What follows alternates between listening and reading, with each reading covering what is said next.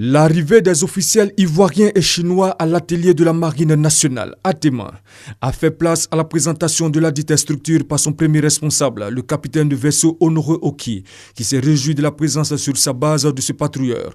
Un don de la République populaire de Chine à la Côte d'Ivoire, évalué à 2,5 milliards de francs CFA, équipement compris. Le chef de l'ATEMA a particulièrement relevé la forte contribution des 13 experts chinois qui participent à la mise en œuvre de ce navire et à l'installation des équipements spécifiques offerts également à l'atelier de la Marine nationale ATEMA par la Chine, ce qui permettra le renforcement des capacités de l'ensemble du personnel.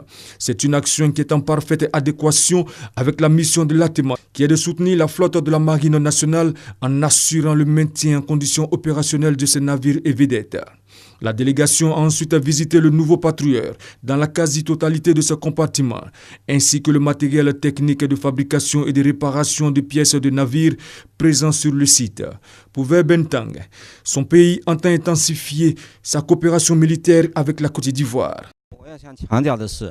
La coopération entre l'armée chinoise et l'armée ivoirienne, c'est une coopération entre des frères d'égal à égal.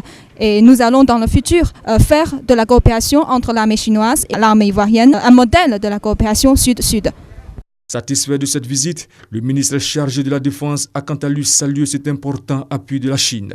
La montée en puissance de notre marine nationale se trouve là aidée par la Chine avec le 4e patrouilleur que nous avons.